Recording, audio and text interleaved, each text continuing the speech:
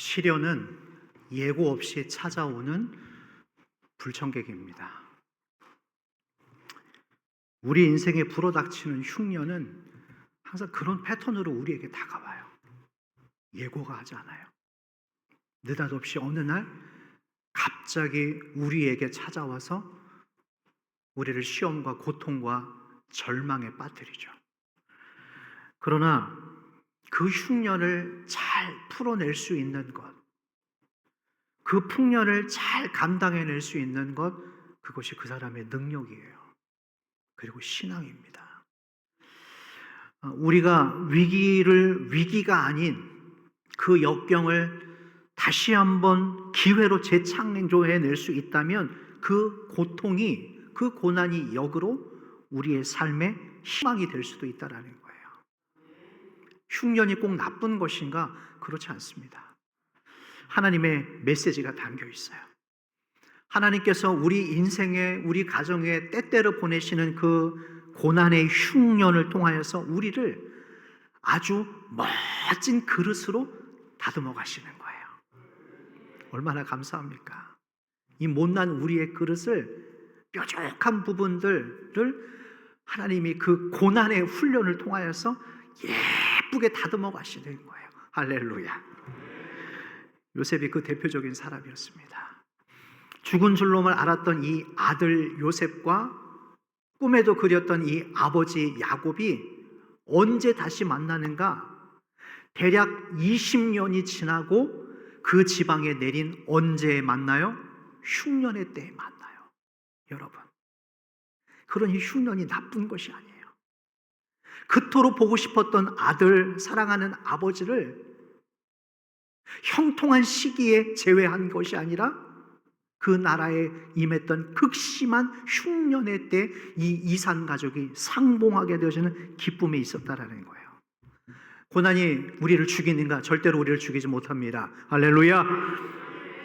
우리를 그 고난 가운데 새로운 길을 그때 열어주시고 다시 하나님의 음성이 그 광야에서 우리에게 들려올 것이고 우리의 신앙은 다시금 그 고난을 통해 새로워질 것이고 새로운 길이 열리고 뜻밖의 만남이 열려지는 이 축복, 이 신기한 일들을 어떻게 우리가 경험할 수 있는 것인가? 어떻게 이런 일들이 가능한 것인가?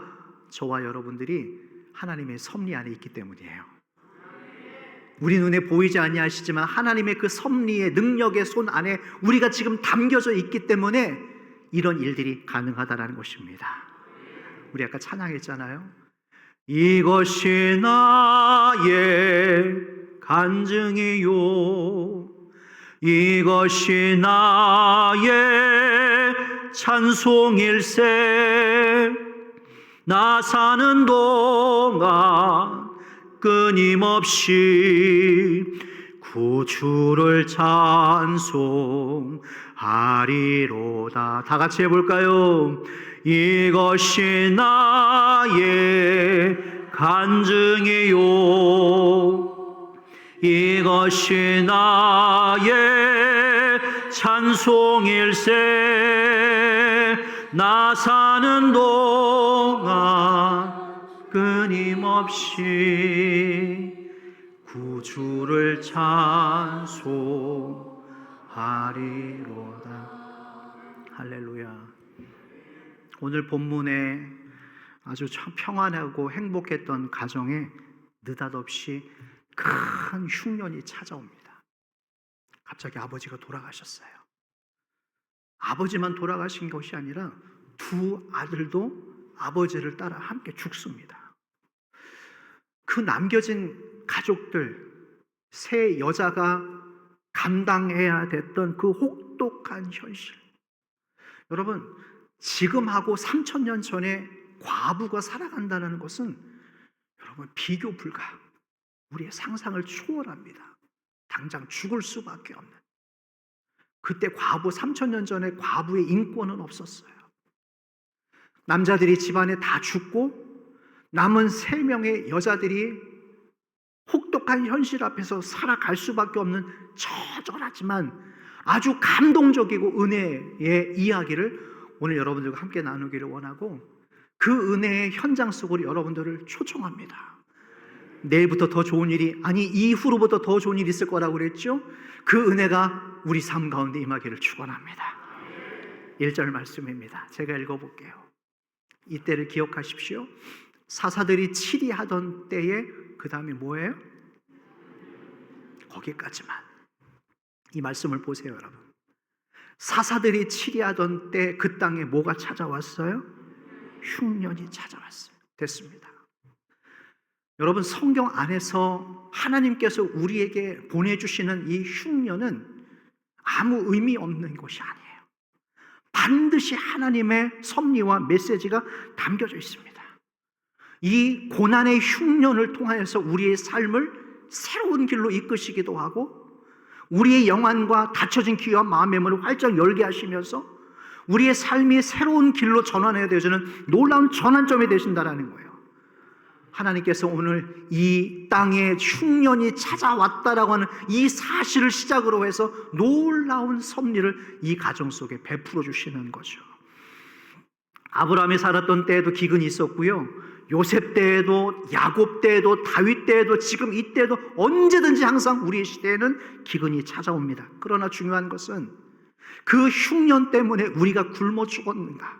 여러분, 지난 삶 어려우셨던 시기가 있으셨죠. 여러분들의 사업이 힘들고, 여러분들의 건강이 어렵고, 가정이 깨지고 힘들었던 시간이 분명히 있었을 거예요. 그러나 여러분, 죽지 않았어요. 지금도 이렇게 살아서 하나님 앞에 예배 드릴 수 있는 그 하나님의 은혜의 섭리가 있었다는 것입니다. 그러므로 흉년을 지나가고 있는 분들이 계신다면 감사하십시오. 하나님께서 새로운 길들을 지금 준비하고 있구나. 내 길이 여기서 맡기고 끝나는 것이 아니라 하나님께서 나에게 새로운 사람들을 붙여주시려고 있구나 라고 하는 그 은혜의 서막이 준비되고 있다는 것으로 고백하시기를 바랍니다. 1절 다시 한번 읽어볼까요?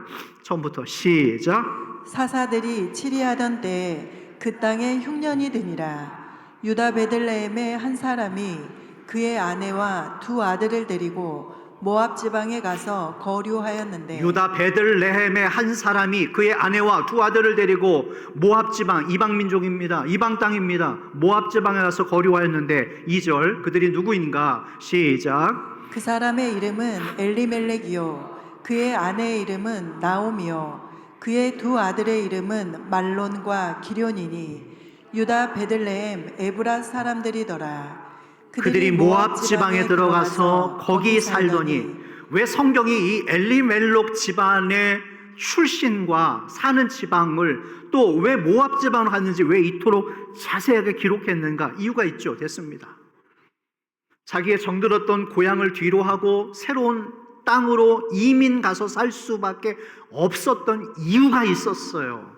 아까 우리 읽었잖아요. 베들레헴. 여러분, 이 단어의 뜻이 담겨져 있습니다. 제가 언젠가 말씀드렸는데, 베이트, 베들레헴에서 베이트, 이것은 집이에요. 레헴이라고 하는 뜻은 떡입니다. 베이트, 집, 레헴, 떡. 그럼 뭐예요? 이 집은 떡집이에요. 풍성해야 될 떡집에 아까 이 땅에 뭐가 찾아왔다고요? 흉년이 찾아왔어요. 가득 풍성하게 채워져야 될 이 떡집 베들레헴에 극심한 흉년이 찾아온 거예요. 그래서 떡이 있어야 될 떡집에 떡이 없어서 새로운 떡을 찾으러 떠나는, 모압 땅으로 떠나는 이 이민자들의 가족의 이야기로 룻기 1장 1절이 시작되어지고 있습니다. 여러분, 이 엘리멜렉 이 사람들은 모압에 가서 엄청난 부자가 되기 위해서 떠나는 게 아니에요. 거기 가서 무언가 대단한 성공과 야명을 품어보려고 가신 것이 아닙니다. 다만 굶어 죽지 않으려고 우리의 아버지들, 자기에게 맡겨진 식솔들을 어떻게든 책임지고 먹여 살리려고 이 아버지 엘리멜렉이 자기의 정들었던 고향을 떠나서 모압으로 이민을 간 거예요. 자, 우리가 1절에 아까 읽었죠. 어떤 때라고 그랬죠? 사사들이 치리하던 때. 그러니까 지금 이 시기는 사사시대입니다. 룻기, 성경의 룻기 앞장이 사사기거든요. 이 사사기 시대의 특징이 한마디로 뭐였죠? 그때 왕이 없으므로 사람들이 뭐 때로 살았다? 그렇죠. 자기 소견에 옳은 대로 살았다. 이게 바로 이 시대의 트렌드였어요. 하나님께서 자기들의 삶의 통치자가 아니라 자기 자신이 왕이라고 여기며 살았다는 하는 이때의 트렌드. 다시 말해서 내 느낌대로, 내 감정대로, 내가 원하는 대로 그렇게 살았던 때가 이 사사시대였습니다. 지금이나 다를 것이 없어요. 자, 흉년이 왜 찾아왔는가? 사사기 2장 13절, 11, 13, 15절에 나와 있어요. 왜 이곳에 떡집에 흉년이 찾아왔는가? 그 이유를 한번 볼까요? 자, 여러분 눈을 크게 뜨시고 한번 따라와 보십시오. 사사기 2장 11절 말씀. 이스라엘 자손이 여호와의 목전에 악을 행하여 뭘 섬겼어요? 하나님이에요? 바알이에요? 바알을 섬겼습니다. 13절 여러분들 읽어보십시오. 시작. 곧 그들이 여호와를 버리고 바알과 아스다롯을 섬겼으므로. 뭐를 버리고 누구를 섬겨요? 흉년이 왜 찾아왔는가? 13절에 답이 나왔어요. 여호와를 버리고 바알과 우상 아스다롯을 섬겼더니 15절 다 같이 15절 시작. 그들이 어디로 가든지 여호와의 손이 그들에게 재앙을 내리시니 곧 여호와께서 말씀하신 것과 같고 여호와께서 그들에게 맹세하신 것과 같아서 그들의 괴로움이 심하였더라. 말씀 띄워주시고 여러분들이 눈을 크게 뜨고 보셔야 돼요. 절대로 놓쳐서는 안 됩니다. 이들이 여호와를 버리고 바알과 아스다솔을 섬겼더니 그 결과가 어떻게 돼요?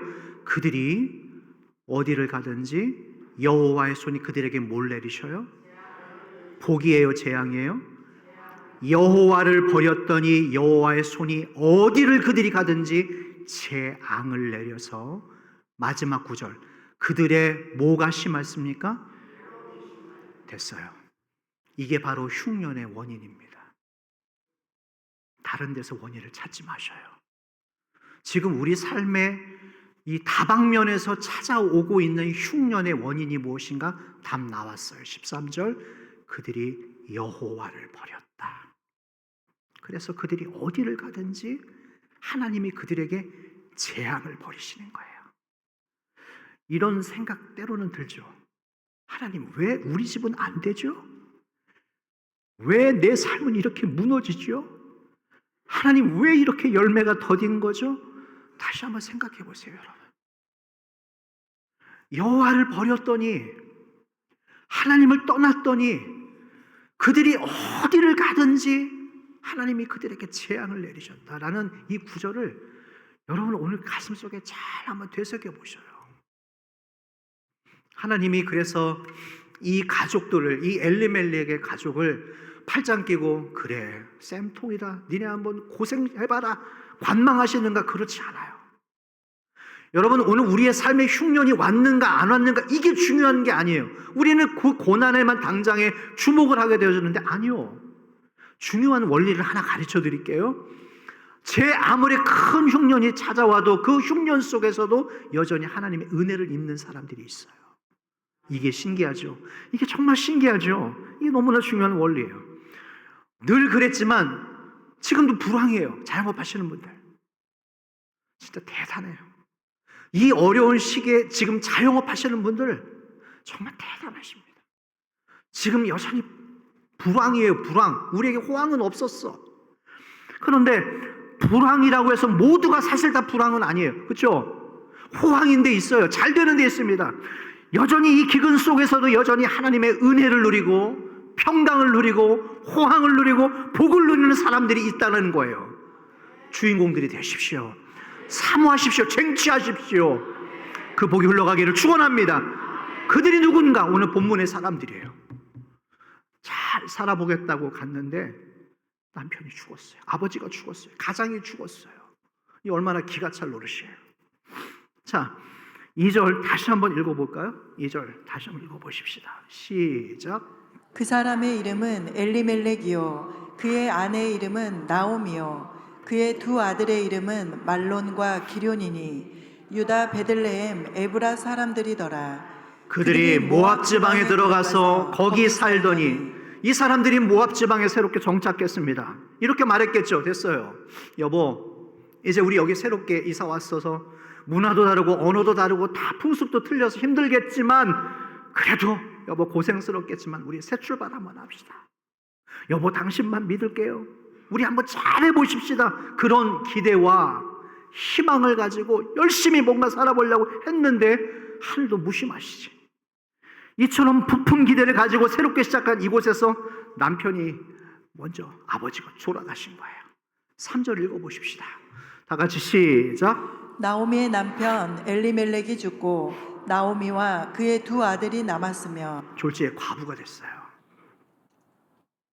이 나오미라는 여자가 과부가 됐습니다. 낯선 땅에 정착하고 희망 가지고 뭔가를 해보려고 하는 이 상황에서 시작도 하기 전에 그만 가장을 잃어버렸어요. 아버지를 잃었어요. 너무 어려요. 나오미는 기가 막혔습니다. 주체할 수 없는 눈물이 흘러나오는 거예요. 내가 어떻게 살아야 되나? 하지만 나오미는 마냥 슬퍼할 수만은 없었죠. 왜죠? 두 아들이 있기 때문에.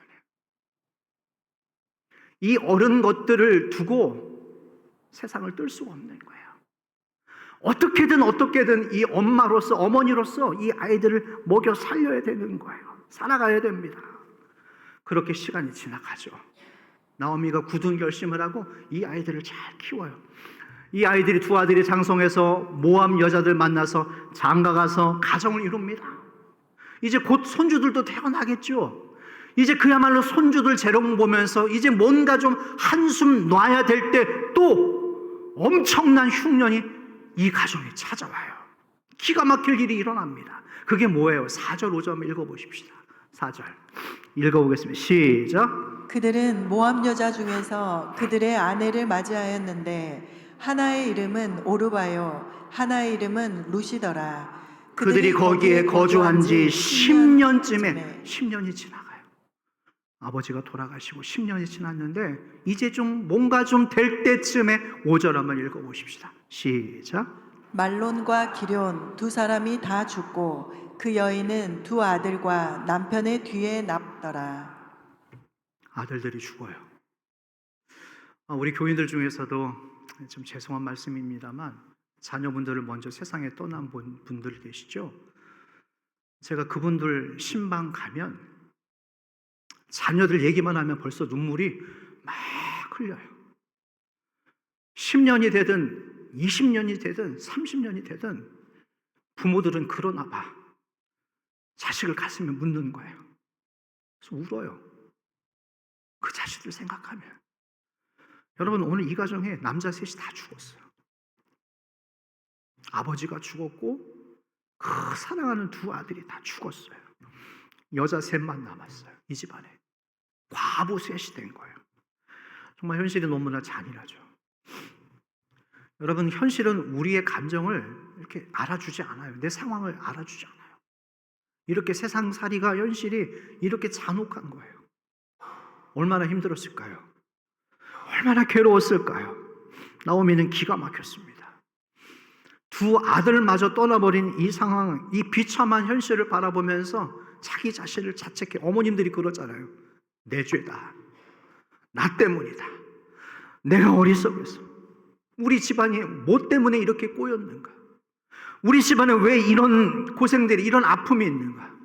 내가 무슨 부귀영화 누리겠다고 이제껏까지 내가 이토록 고생을 했는가라고 하는 공허함, 슬픔, 아픔, 미련, 분노 많은 것들이 밀려왔겠죠. 남자들이 다 죽었고 정말 살 길이 막막한 그야말로 이 가정이 풍지박산된 아무런 소망 없는 다 끊어진 상황. 그런데 여러분 그런 분들이 계세요.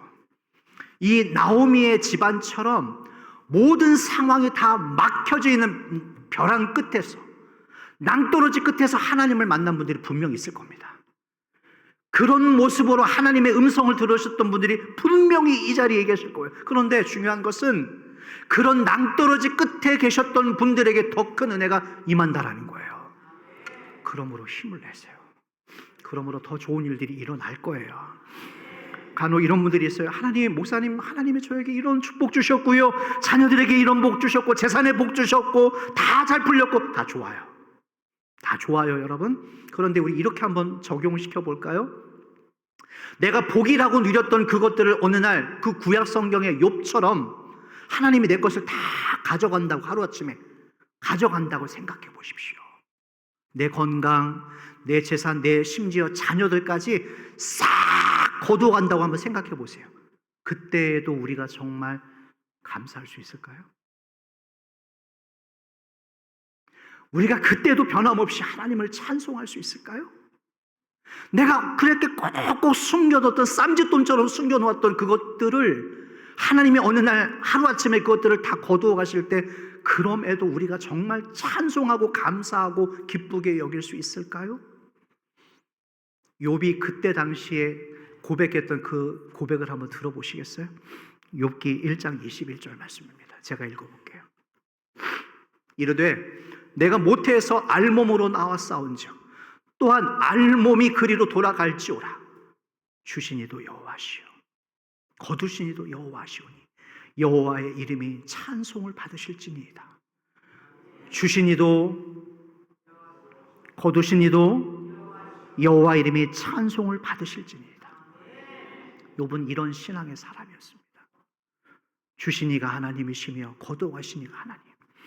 여러분, 저는 이 성경을 한마디로 이렇게 표현하고 싶어요. 우리 인생 사용 설명서, 사람 사용 설명서. 제가 교회를 다니기 전에 누구도 저한테 사람의 존재, 운명에 대해서 속 시원하게 얘기를 해주신 분이 없어요. 그러나 이 성경을 읽고 저는 깨달았습니다. 우리 인간들이 어디서 와서 또 다시 어디로 돌아갈 수밖에 없는지 그것을 알려주는 책이에요. 할렐루야, 얼마나 감사합니까?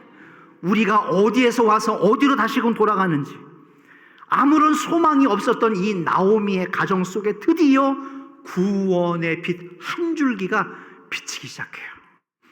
그 희망의 빗줄기가 어디에서부터 출발을 하는가? 6절입니다. 읽지 않았어요. 우리 다 같이 읽어볼까요? 시작. 그 여인이 모압 지방에서 여호와께서 자기 백성을 돌보시사 그들에게 양식을 주셨다함을 듣고 이에 두 며느리와 함께 일어나 모압 지방에서 돌아오려 하여. 어느 구절이 여러분들 눈에 들어와요?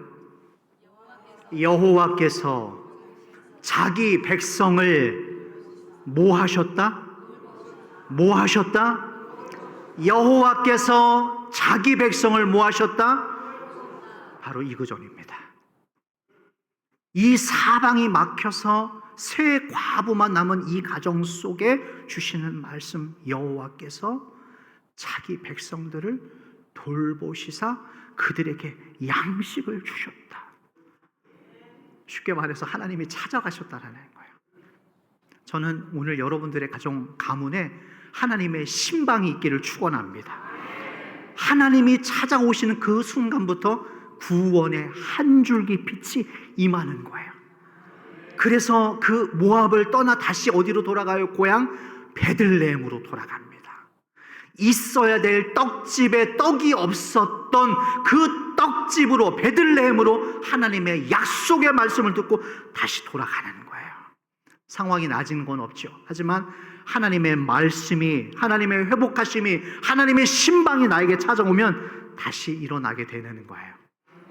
그러므로 아무리 소망이 없어도, 여러분들이 아무리 힘들어도 하나님이 우리에게 찾아오사 우리를 돌보시면 그 흉년은 끝이 나는 거예요. 여기 흉년을 만나신 분들, 여러 가지 기근을 만나신 분들 걱정되시겠죠. 그러나 그 흉년보다 더 무서운 흉년이 뭔지 아세요?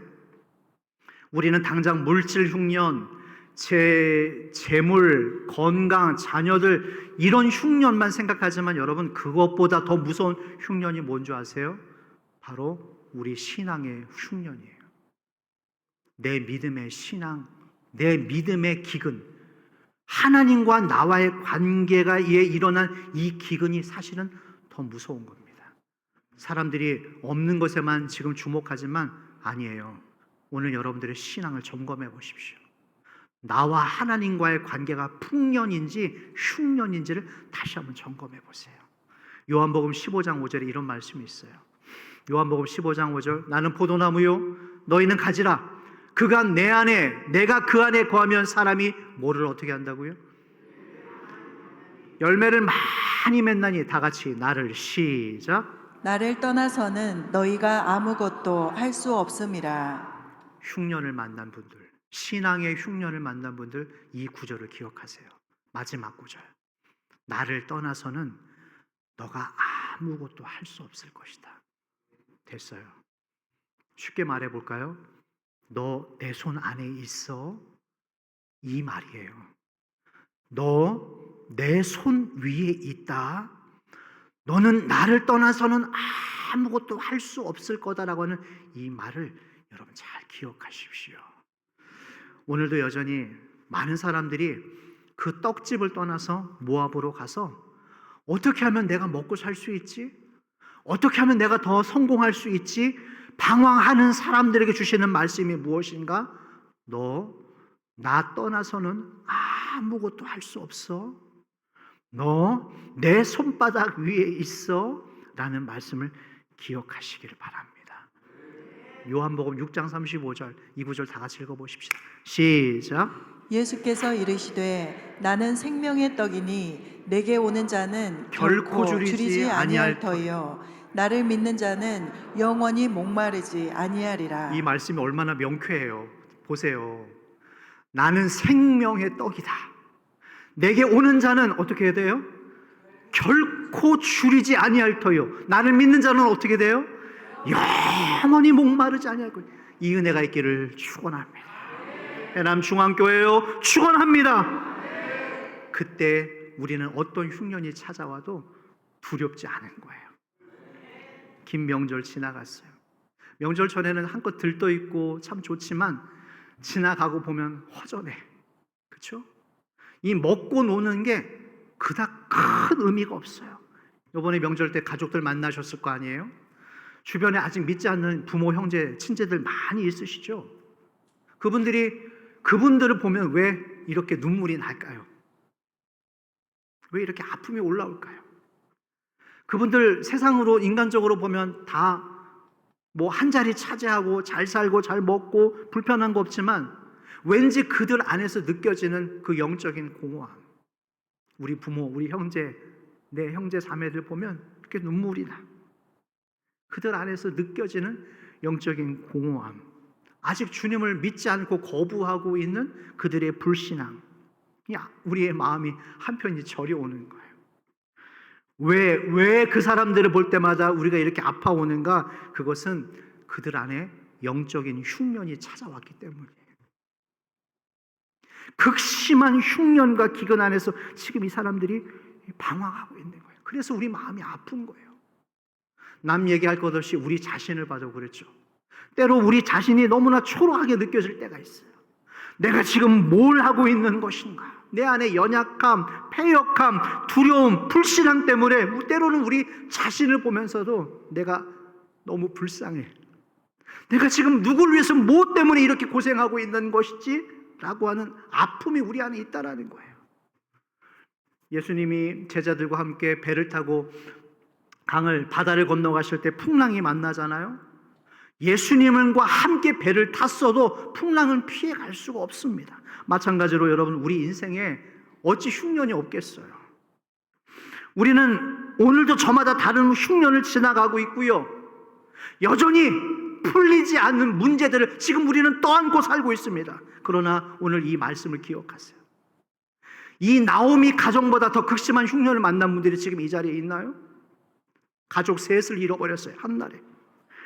이 나오미 가정의 기구한 이야기를 들어보세요. 남편이 죽었어요. 두 아들들이 죽었어요. 희망이라고 보이지 않는 이 절망의 구렁텅이 속에 빠져있는 이 가정의 이야기는 어쩌면 저와 여러분들의 이야기예요.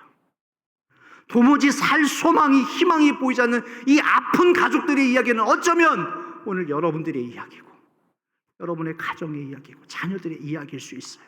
하지만 아까 우리 6절 읽었습니다.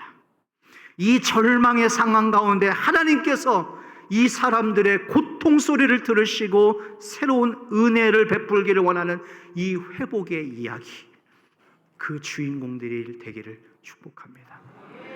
기억나세요? 아까 1절에서는 사사들이 치리하던 그때 그 땅에 뭐가 찾아왔다고요? 흉년이 찾아왔다고 그랬어요. 그러나 6절에 와서는 이 상황이 반전되어집니다. 여호와께서 자기 백성들을 돌보시사. 흉년이 찾아왔지만 6절에 와서는 여호와께서 자기 백성들을 돌보시사 흉년이 은혜로 바뀌게 되는 거예요. 양식을 주셨답니다. 이 반전되고 있는 이 놀라운 하나님의 역사, 하나님의 사랑, 그 음성이 우리에게 들려지기를 축복합니다. 많은 사람들이요, 자기 힘대로만 살려고 하더라고요. 이제 우리 엄마들, 어머니들, 자녀들 키우면서 우리 엄마들의 생각들로만 자녀들을 키우려고 합니다. 즉 자기 힘으로만 살려고 안간힘을 쓰는데, 그런데 기억하세요. 내 힘이, 내 계획이 때로는 내 인생을 망가뜨려 놓을 수도 있어요. 여러분, 내 힘보다, 내 계획보다 더 큰 힘이 있고 더 놀라운 계획이 있습니다. 그 힘이 바로 무엇인가? 은혜의 힘이에요. 은혜의 힘보다 센 것은 이 세상 어디에도 없습니다. 하나님의 능력의 힘, 그 은혜의 힘. 사도 바울이 그래서 그 인생 말년에 이렇게 얘기하죠. 그러나 내가 나 된 것은 오직 누구의 은혜? 하나님의 은혜로 된 것이니, 오직 나와 함께 하신 누구의? 하나님의 은혜로다. 하나님의 그 축복이 내 힘의 어떤 것보다 더 강력하고 이 세상의 어떤 강력함보다 하나님의 은혜가 더 세다라는 것을 기억하시길 바랍니다. 내 힘대로 살면 잘 될 것 같죠? 다 이룰 것 같죠? 그러나 오히려 안 된다라는 거예요. 하지만 하나님의 말씀대로 은혜대로 살면 안 풀릴 것 같지만, 불가능한 현실처럼 보이지만 오히려 거기에서 새로운 역사가 일어날 줄로 믿습니다. 스가랴 4장 6절에 이런 말씀이 있어요. 한번 읽어볼까요? 시작. 그가 내게 대답하여 이르되 여호와께서 수룹바벨에게 하신 말씀이 이러하니라. 만군의 여호와께서 말씀하시되 이는 힘으로 되지 아니하며 능력으로 되지 아니하고 오직 나의 영으로 되느니라. 요절입니다. 만군의 여호와께서 말씀하시되, 세 번째 줄, 이는 뭘로 되지 않아요? 내 힘으로 되지 아니하고 능력으로도 되지 아니하고 마지막 오직 나의 영으로 되느니라. 할렐루야. 이렇게 해석하고 싶어요. 암탉이 자기 알을 품습니다.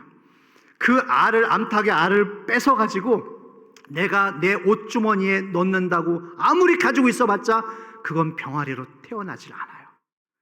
그 달걀은 오직 어미 닭, 암탉만이 품어야지만 병아리가 나오듯이 여러분들 일상에서 일어나고 있는 그 수많은 흉년의 문제들을 왜 여러분들이 품고 있냐라는 거예요. 그것을 하나님께 맡겨드리십시오. 그때 풀어질 겁니다. 그때 해결될 것입니다. 하나님께 맡기면 어떻게든 풀려질 거예요. 그것을 가지고 있어봤자 오늘의 걱정만 늘어가요. 스트레스만 많아지고 암 생깁니다. 여러분, 그러지 마십시오. 아까 우리 읽었잖아요. 이는 힘으로 되지 아니하며 능력으로도 되지 아니하고 오직 나의 영으로 되느니라. 할렐루야. 오늘 기도하실 때 하나님, 내 인생을 초청합니다. 간섭해 주세요. 어린아이들이 부모님들 간섭 싫어하잖아요. 아니, 우리는 반대로 하나님, 내 인생에 간섭해 주십시오. 우리 아이들의 인생에 간섭해 주십시오. 초청합니다. 바로 그것이 내 심령을 살리고 흉년이 지나가는 살 길인 줄로 믿으시기를 바랍니다. 말씀 정리할게요. 엘레멜렉 집안의 남자들이 다 죽었어요. 남은 건 이 3명의 과부, 누구 하나 도움 받을 수도 없는 이 형편. 죽어야 되나? 떠나야 되나? 아니요. 바로 거기서부터 하나님의 은혜가 들어오기 시작합니다. 눈을 크게 뜨세요. 그리고 주변을 보세요. 하나님이 나를 어떻게 살리려고 하시는지 그 은혜의 손길을 한번 보십시오. 오늘 6절의 말씀, 여호와께서 자기 백성들을 돌보시사 그들에게 양식을 주셨다. 간섭하심이 일어나기 시작하는 거예요. 그래서 머지않아서 보아스라는 남자를 만나죠. 그렇죠? 이 과부 며느리가 생각지도 않았던 뜻밖의 남자를 하나 만나고 축복이 뻥 하고 터져요. 사방이 막혀있던 이 상황 속에서 하나님께서 그들을 돌보셨더니 놀라운 축복, 만남을 통하여서 하나님의 축복과 은혜가 뻥 하고 터져버리는 거예요. 이것을 가져가십시오. 여러분, 우리는 하나님의 자녀입니다. 하나님은 당신의 자녀들에게 이 뻥 터지는 하나님의 축복과 은혜를 흘려보내시기를 원하는 거예요. 그것을 사모하시고 가져가십시오. 그때 내 삶의 흉년과 기근이 물러가고 여러분들은 다시 좋은 평가를 받게 될 것입니다. 제가 이 말을 꼭 해드리고 싶었어요. 3가지의 축복. 여러분들은 좋은 평가를 다시 받게 될 것이고, 선한 인정을 받게 될 것이고, 좋은 사람들이 보아스처럼 여러분 주변에 몰려들 것입니다. 이 은혜가 있기를 축원합니다. 할렐루야. 우리 옆 사람이랑 마지막 다시 인사할 때 아까 우리 어떻게 인사했어요? 더 좋은 일이 있을 것입니다. 찬양팀 나오시. 이 찬양 드리고 싶었습니다. 찬양팀 나오시죠. 더 좋은 일을 기대하는 우리들에게 우리 이 찬양 드리면서 나아가겠습니다.